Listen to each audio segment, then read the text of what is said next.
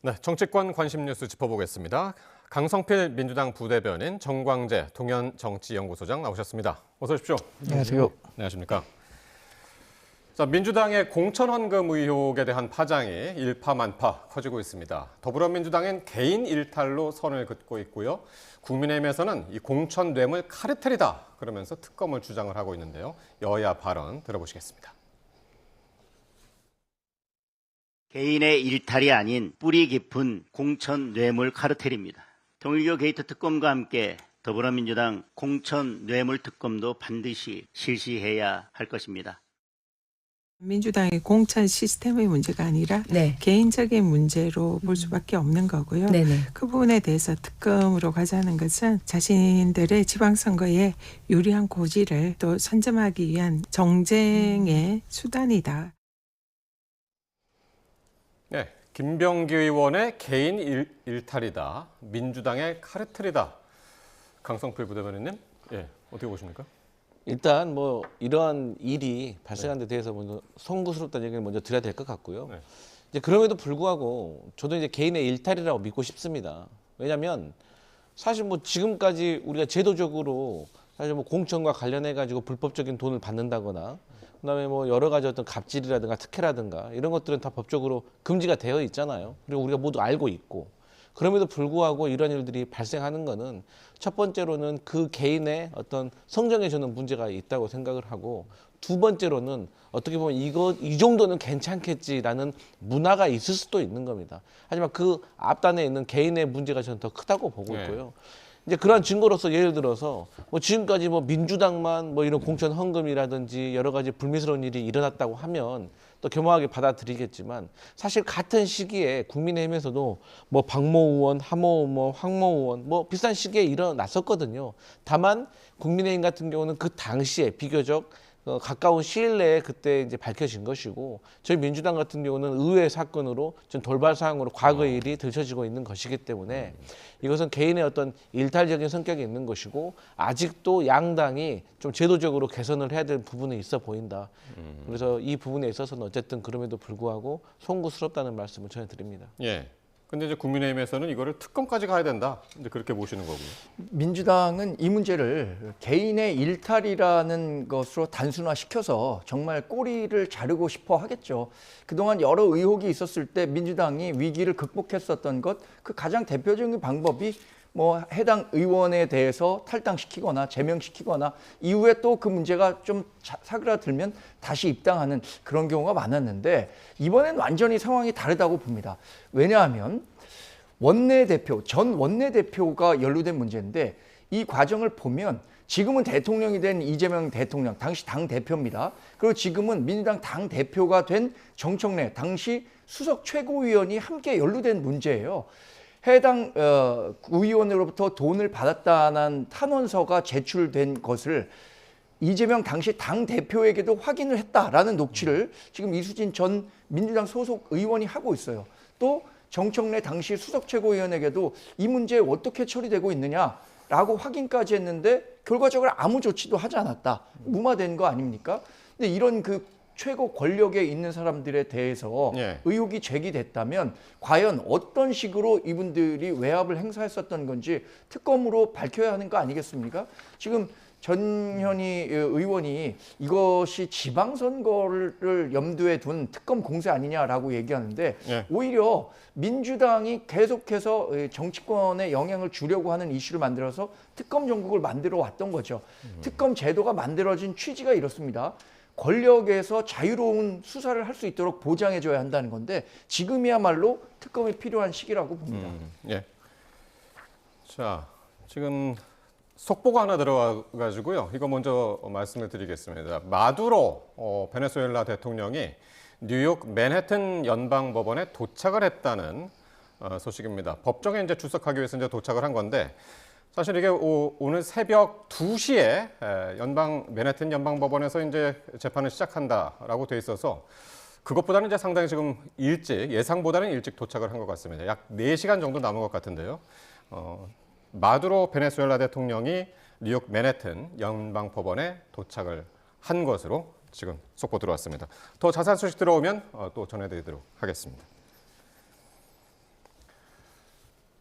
예, 지금 민주당이 이제 공천원금 이야기를 하고 있었는데 그 사이에 요 공천원금 과정에서 김현지 청와대 부속실장 이야기가 지금 나오고 있습니다. 민주당 차원의 이제 무마 과정에서 김현지 실장이 한 역할을 한 것이 아니냐 그런 이야기인데 이 부분 어떻게 보시나요? 일단 그 전에 이제 국민의힘에서 좀 주장하고 있는 특검에 대해서 좀 지적을 해야 될 것 같아요. 아니 얼마 전에도 김기현 전 국민의힘 당 대표가 당대표 당선되고 나서 감사하다고 영부인에게 뭐 명품 클러치백 선물하지 않았습니까? 그럼 그건 어떻게 해야 되나요? 물어보고 싶어요. 그건 특검 할 문제입니까? 특검 안 해도 되는 겁니까? 그리고 김정재 의원, 이철규 의원하고 통화 내역 나왔잖아요. 시세가 3억에서 5억이라고. 그러면 이거는 특검해야 되는 겁니까? 특검 안 해도 되는 겁니까? 좀 그런 거부터 저는 좀 지적을 하면서 같이 얘기해야 된다고 생각하고 김현지 실장과 관련해가지고 저도 과거에 당대표실 비서관으로 근무해봤지만 이게 시스템적으로 이 탄원서가 뭐 우편으로 메일로 그리고 직접 방문으로 수없이 옵니다. 그러면 기본적으로 내용을 봐서 허무맹랑한 소리면 그냥 필터링하고 내용이 조금 구체적이다 싶으면 어차피 법적 검토가 들어가야 되기 때문에 윤리감찰단으로 보내는 그냥 시스템인 겁니다. 그렇기 때문에 저는 그런 차원에서 김현지 당시 이재명 국회의원의 보좌관도 알았을 수도 있지만 어쨌든 결국에는 김현정 대변인 말에 의하면 윤리감찰단으로 보냈다. 예. 그런데 윤리감찰단에서 어떤 일이 있었길래 그게 김병기 당시 의원에게 되돌아갔는지에 대해서는 저희가 자체적으로 좀 살펴봐야 될 필요성은 분명히 있어 보인다. 예. 하지만 이걸 가지고 특검을 하자는 것은 너무 과도하다 그래 보입니다. 예, 그러니까 이수진 전 의원의 이제 폭로에 의해서 이 과정들이 지금 나오고 있는데 당시에 자신의 보좌진이 그 탄원서를 김현지 보좌관에게 전달했다고 보고를 받았고 그게 다시 이제 그 당 대표실로 보냈는데 윤리감찰단으로 갔다가 검증위로 갔다. 그때 이제 검증위원장은 김병기 의원이었기 때문에 본인에게 간 것인데 그렇게 주장인데. 그때 이수진 전 의원이 왜 김현지 실장에게 전달하라고 했을까요? 그때도 지금도 김현지 실장이 실세였기 때문입니다. 김현지 당시에는 이재명 의원의 보좌관이었는데 김현지 보좌관에 전달해야만 이 문건이 이재명 대표에게까지 전달될 수 있을 것이다. 이른바 문고리 권력을 김현지 부속실장이 확실히 쥐고 있었기 때문에 그걸 일일이 다 확인까지 한 거예요.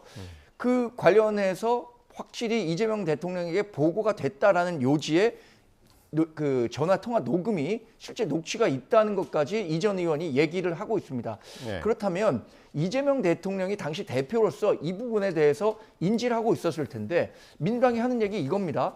수많은 탄원서들이 오기 때문에 일일이 다 신경 쓸 수 없다라고 얘기하는데 지금 본인 그 정당에 소속해 있었던 전직 구의원들이 구체적으로 당시에 오고 갔었던 이야기까지 지어내기 어려울 정도로 얘기를 하고 있는데 이 부분을 그냥 무시했다? 저는 그게 김병기 의원이 아니라 다른 의원이었다면 과연 당시에 그 정권을 갖고 있었던 이재명 대표가 그냥 무시하고 지나갔겠는가? 그렇게 생각하지 않거든요. 김병기 의원이라는 자신의 측근에 관련한 문제이기 때문에 이것을 그냥 덮고 넘어갈 그 유인이 충분히 있었다. 그래서 결과적으로는 김병기 의원이 단수공천 받을 수 있었던 것 아니냐라고 생각하기 때문에 이런 그 더 철저한 수사가 필요하다는 말씀을 드리는 겁니다. 예, 알겠습니다. 자, 조금 전에 이제 속보로 전해드렸었는데요. 지금 그림까지 함께 들어봐가지고 조금 더 전해드리도록 하겠습니다. 트럼프 대통령의 전격적인 체포 작전으로 미국으로 압송이 됐었죠. 마두로 베네수엘라 대통령이 법원 출석을 위해서 뉴욕 맨해튼 연방 법원에 도착을 했습니다. AP통신 등은 브루클린 연방 구치소에 수감돼 있던 마두로 대통령과 또 부인 실리아 플로레스가 헬기로 이송된 뒤에 법원으로 이송하는 모습을 전했습니다. 지금 영상에 나오고 있는데요.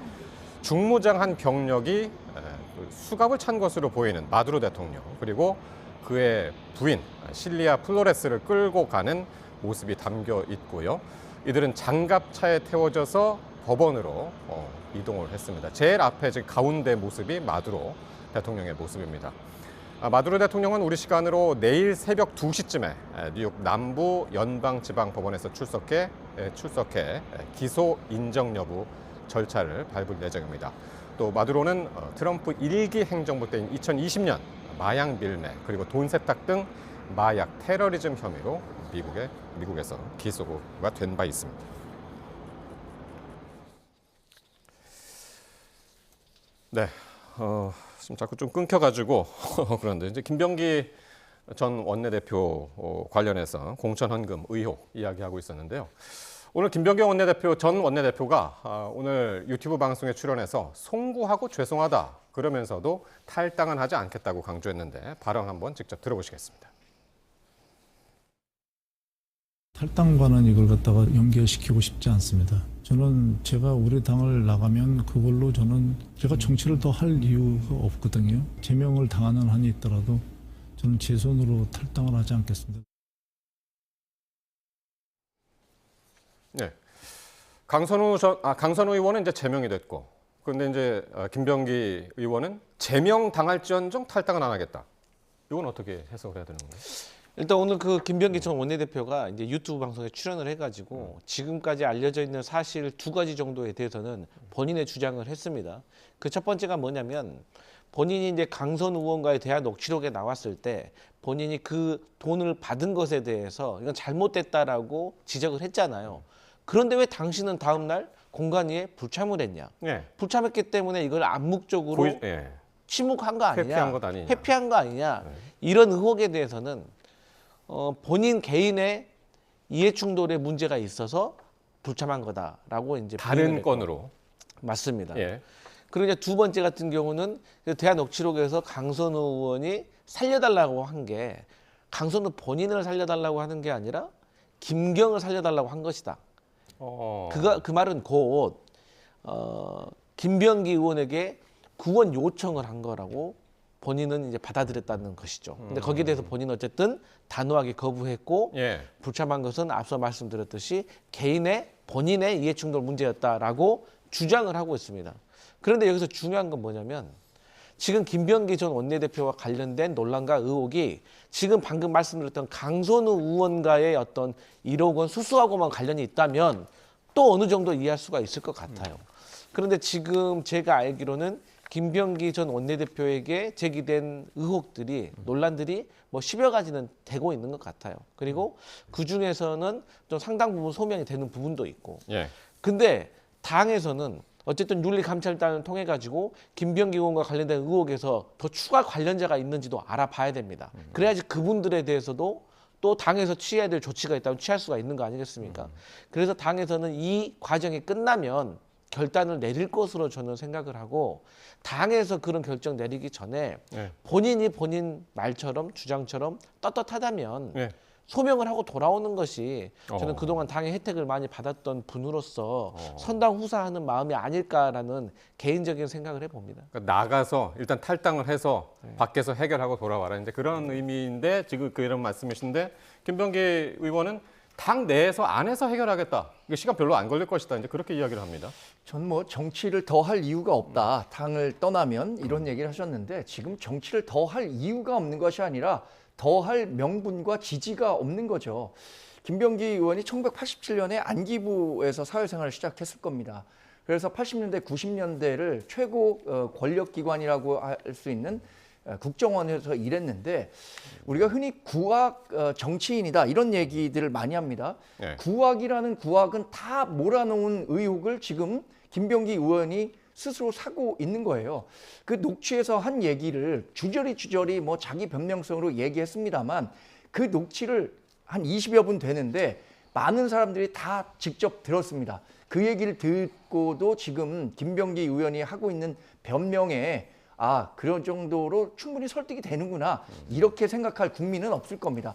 똑같은 얘기를 경찰이나 검찰, 수사 당국에 가서 과연 할 수 있을까? 전 그것도 의문이에요. 경찰이나 검찰이 분명히 수사 의지만 있다면 지금 김병기 의원이 했었던 변명성 해명에 대해서 일일이 다 반박할 수 있는 자료를 제출할 것이라고 생각합니다. 이분이 공직자 검증위원장을 했어요. 민주당 내에서 2024년 공천을 앞두고. 그래서 지금 정치권에선 본인을 차라리 제명해라 이렇게 얘기하는데 민주당에서 본인 제명하지 못할 거다. 내가 민주당에 관해서 얼마나 많은 정보들을 갖고 있는데 나를 제명할 수 있겠느냐 이런 예. 얘기까지 나오고 있거든요. 저는 그게 그 정치권에서 나오는 얘기라고 생각하지는 않습니다. 그러니까 이런 부분에 대해서도 저는 김병기 의원이 책임지고 탈당하는 것이 좋은 방법이라고 생각하는데 안 한다면 민주당은 뭐 아까 말씀드린 꼬리 자르기라고 할지라도 꼬리를 빨리 잘라내는 게 도움이 되겠죠. 그래서 그런가요? 그래서 장동혁 대표가 뭐 김병기 의원의 보다 더 윗선이 있을 것이다. 강선우 의원의 뒷배가 있을 것이다. 계속 이런 의혹을 제기를 한단 말이에요. 그러니까 이제 국민의힘에서는 한 가지 일관된 공격 포인트가 있습니다. 뭐 구도나 상황보다는 사람을 공격하는 거거든요.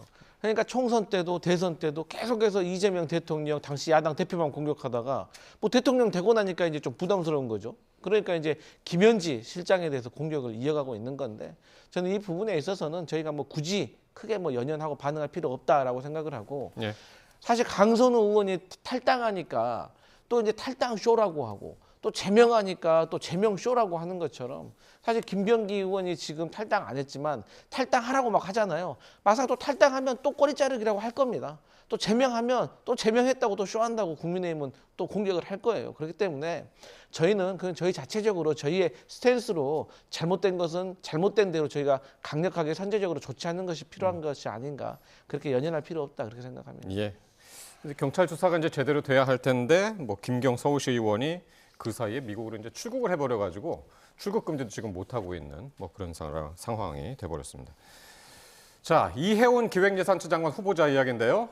지금 또 이 후보자를 둘러싼 의혹이 계속 불어나고 있습니다. 구의원한테 갑질하는 의혹이 또 발생했죠. 전에는 이제 그 보좌진에 대한 갑질이었는데 구의원에 대한 갑질 의혹이 나타났고 또 이 후보자 아들의 국회 인턴 특혜 의혹도 불거졌습니다. 어떻게 보십니까? 지금 이해운 후보자에 대해서는 과거 네. 김병기 의원이 1일 1폭로가 나오면서 결정적으로 강선우 의원 녹취록이 나오니까 사퇴했었는데 아직까지는 버티고 있는 것 같아요. 근데 지금 이해운 후보자는 1일 1폭로도 아닙니다. 1일 한 3, 4폭로는 나오고 있는데 오늘 나온 사실만 갖고라도 사실 이 후보자가 공직을 수행하기에는 상당한 부담이 있는 내용들이에요. 특히 아들이 김상민 전 의원실에서 인턴을 했다. 이게 오늘 나왔단 말이에요. 근데 본인은 그것을 뭐 특혜도 없었고 입시에 활용한 적이 없다라고 했는데 저는 인사청문 과정에서 충분히 더 검증이 들어가야 하는 내용이라고 생각하고 이것이 과거 조국 사태 때문에 우리 그 국민들에게 많은 트라우마를 안겨준 겁니다. 부모, 그러니까 엄마나 아빠가 특수한 위치에 있기 때문에 그 엄마 아빠의 지위를 이용해서 불공정한 혜택을 누렸다. 이거 국민들이 받아들일 수 있는 내용이겠습니까? 저는 이런 의혹도 인사청문 과정에서 지금 이 후보자가 내놓은 해명과 관련해서도 충분한 검증이 필요하다고 봅니다. 예. 또 이 후보자 재산이 이제 170억이 넘는 걸로 지금 나오고 있는데 6년 사이에 100억 이상이 불어났다면서요? 그러니까 이 부분에 있어서는 예. 사실 이제 뭐 상식으로는 조금 의아하다고 생각을 할 수가 있죠. 근데 이제 뭐 투자를 잘했거나 뭐 재산 증식을 뭐 합법적이나 편법적인 방법이 아니었다고 하면 여기에 대해서 저는 문제는 될 게 없다고 생각합니다. 그렇기 때문에 이 부분에 있어서는 청문회에서 어떠한 절차에 의해서 어떠한 방법으로 재산이 짧은 기간 안에 많이 늘어났는지에 대해서는 또 이제 이해가 갈 수 있도록 저는 소명을 해야 될 거라고 생각을 합니다. 예. 그런데 제가 조금 아쉬운 점은 국민의힘이 이제 이 정도 했으면 본인들이 5번이나 공천 줬던 이해운 후보자에 대해서 그만 좀 공격하셔라. 제가 어젠가요? 참 그 기가 막힌 언론 기사를 제가 봤는데 국민의힘의 모 정치인이 이해운 후보자가 보좌 직원한테 소리 지르는 걸 봤대요. 목격을 했대요. 그럼 그때 조치 취해야 되는 거 아닙니까? 그리고 김상민 전 의원 민주당 출신입니까? 같은 보수 정치인 아니에요? 그러니까 본인들 진영에 있을 때 했던 그 잘못된 것에 대해서 계속 저희한테 공격을 하고 떠넘기듯이 하는데 저는 이 부분에 있어서 마지막으로 저희가 검증 제대로 못한 송구스러움은 있지만 국민의힘도 그렇게 비판만 할 처지는 아니다 이런 말씀 드립니다. 예. 자, 이런 가운데 이해운 후보자가요, 이 도와달라는 취지로 국민의힘 의원들에게 연락을 하고 있는데 대해서 야당에서는 피의자가 검사나 판사에게 전화하는 꼴이다. 그러면서 이제 비판이 나왔습니다. 이 후보자에 대한 현재 대통령실 입장까지 한번 직접 들어보시겠습니다. 전화도 오고 문자도 왔었죠. 아, 제가 그래요? 뭐 받지는 않았습니다. 피의자가 뭐 검사한테 전화하거나 판사한테 전화해서는 안 되는 거 아니겠습니까? 예. 인사청문회 절차인데 본인이 스스로 사퇴하는 게 좋은데 김현지 부속실장이 전화할 때까지는 안 할 것 같아요. 이해운 후보자의 지명 자체가 저희로선 도전입니다. 예. 하지만 이것을 한번 도전해 본다라는 게 대통령의 의지고 청문회 사안에서도 평가를 받아봐야 된다라고 생각하고 있습니다. 예. 이해운 후보자가 일부 국민의힘 의원들한테는 이제 살려달라라는 내용의 그 장문의 문자 메시지도 보냈다는 의혹이 나왔는데 이 후보자 측에서는 전혀 사실이 아니다 반박을 했고 결국에는 이게 청문회에서 어떻게 해결이 될지 어떤 또 이거 해명이 나올지 상당히 사실 궁금합니다. 저는 과연 청문회까지 갈 수 있을까 이런 그 의구심이 있었는데 지금 청와대 분위기만 놓고 보면 청문회 지켜보겠다는 거잖아요. 저는 청문회 거치면서 이해운 후보자가 더 큰 망신을 살 수밖에 없다고 생각하고 결국엔 이재명 대통령도 청문회 지켜보다가 인사권 철회할 것 같아요. 왜냐하면 기존의 대통령실에서 이런 얘기를 했습니다. 대통령이 인사권을 행사해서 지명하는 것도 인사권이지만 철회하는 것도 인사권이라는 밑자락을 깔았는데 지금 뭐 여론 살피지 않겠습니까? 지금 당장 중국 순방 중이고 해서 이 문제를 시급히 처리하지 못하고는 있지만 인사청문회가 실시되는 과정에서 과연 민주당이 얼마나 이해운 후보자를 위해서 본인들의 어떤 정치적 희생을 감수하면서까지 엄호를 할 건가? 이것도 좀 관전 포인트라고 봅니다. 본인 편들이 아니었음에도 불구하고 다양한 의혹들 제기됐었을 때 과연 과거에 김민석 총리 후보자나 다른 후보자들을 엄호했었던 것처럼 그렇게 할 수 있을까요? 저는 그렇기가 어렵다고 보기 때문에 예. 이게 시간의 문제라고 봅니다. 결국에는 민심을 따를 수밖에 없는 문제죠. 철회될 수밖에 없는 문제인데 그게 언제이냐 이제 시간 문제다라고 말씀하셨는데 국민의힘에서는 지금 보통 장관 후보자 청문회가 이제 하루인데 이틀 청문회까지도 지금 생각을 하고 있는 모양이에요. 저는 뭐 예. 어쨌든 지금까지 이해운 후보자에게 제기된 의혹과 논란, 특히나 이제 뭐 보좌 직원에 대한 네. 그런 내용들이 워낙에 조금 충격적이었던 내용이 있기 때문에 저희가 이제 국민 눈높이에 맞춰가지고 저는 충실하고 어떤 청문회에 필요한 내용이 이어진다고 하면 뭐 이틀 정도도 저는 국민의힘과 상의해 볼 수는 있겠다. 근데 뭐 그건 제가 권한을 가진 자가 아니기 때문에 예. 어떤 지도부가 잘 협의할 것으로. 여기 상임위원장이 국민의힘이죠. 맞습니다. 예, 예. 근데 이제 뭐 보통은 그 해당 상임위에서 하기도 하지만 또 네. 특별위원을 또 따로 이렇게 구성하기도 하니까요. 어쨌든 간에 여야 지도부의 어떤 협의가 필요할 듯 보입니다. 예, 알겠습니다. 자, 그리고 국민의힘이 오늘 당 중앙윤리위원회 위원 7명을 선임을 했습니다. 한동훈 전 대표 당원 게시판 사건에 대한 징계 절차에 지금 속도가 붙는 것 같은데 이건 어떻게 지금 진행이 되고 있는 건가요? 원래 이 당무감사위원회가 이 결의를 하게 되면 네. 10일 이내에 윤리위원회를 소집하고 한 달 이내에 그 윤리위원회는 해당 사안과 관련해서 결론을 내려야 합니다. 윤리위원회가 지금 구성되지 않았기 때문에 그 해당 내용을 심판하기 위한 윤리위원회가 구성된 것인데 글쎄 모르겠습니다. 이게 세간에서 얘기하고 있는 것처럼 한동훈 전 대표와 또 김종혁 전 최고를 표적 윤리위원회를 열어서 징계를 하려고 하는 수순인지 예. 아니면 뭐 어떤 갈등을 봉합하기 위한 수순인지는 지켜봐야겠습니다만 지금으로서는 상당히 뭐 한동훈 전 대표에 대해서 징계 가능성이 높은 것 아니냐라는 분석들이 나오고 있는 것 같아요. 근데 우리가 이제 뭐 정말 5개월 앞으로 다가온 지방선거라든가 네. 보수 진영의 통합 이런 것들을 고려한다면 과연 지금 한동훈 전 대표에게 제기된 의혹 가지고 징계까지 갈 사안이냐 이런 부분에 대해서는 조금 더 고심을 해야 하는 내용이라고 봅니다. 예, 어떻게 보고 계십니까? 근데 저는 이제 한동훈 대표에게 제기된 의혹이라고 하시는데 사실 그 의혹이 실제로 밝혀진다고 하면 사실이라고 한다고 하면 저는 한동훈 전 대표에게 상당히 정치적으로 치명적인 상처를 줄 거라고 생각을 합니다.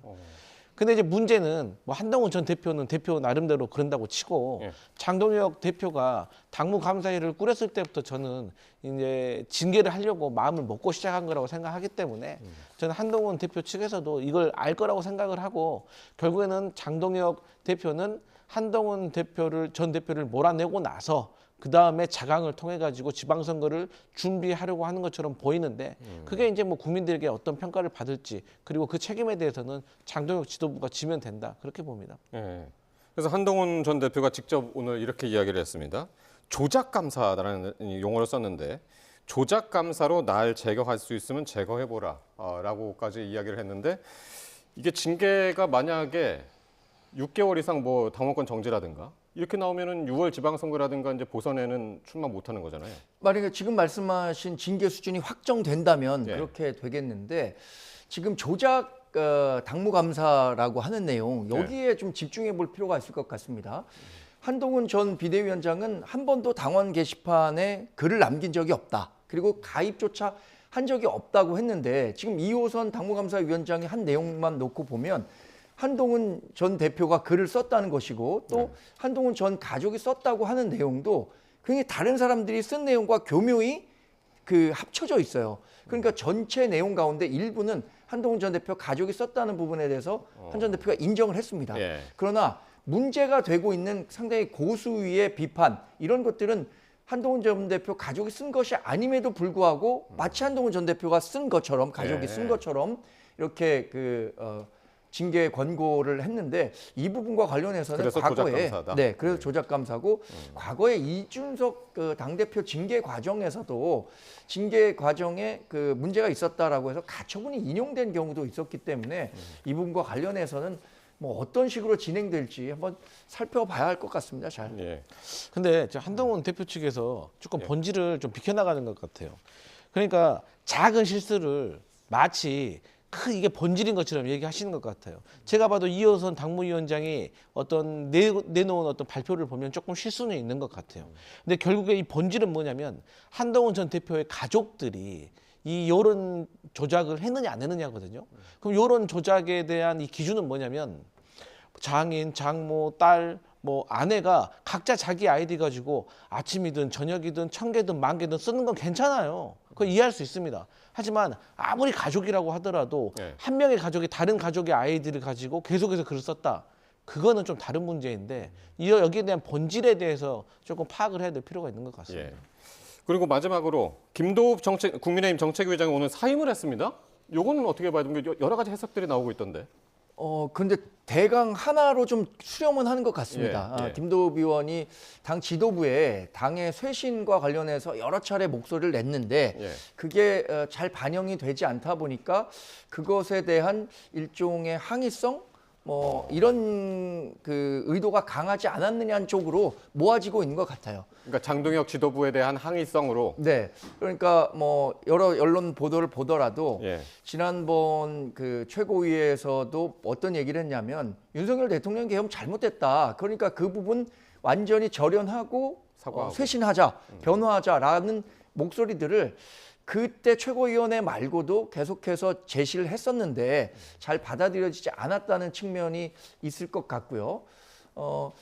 이게 어떤 변화의 계기가 될지는 모르겠습니다만 장동혁 대표가 1월 8일에 쇄신과 변화와 관련한 밑그림을 얘기하겠다라고 1월 했으니까 8일. 어떤 식으로 반영될지 좀 지켜보겠습니다. 예, 그 부분 그리고 한동훈 전 대표에 대한 징계 문제, 윤리위 구성 문제 이건 어떻게 될지 계속 지켜보겠습니다. 지금까지 강성필 민주당 부대변인 정광재 동현정치연구소장과 함께했습니다. 고맙습니다.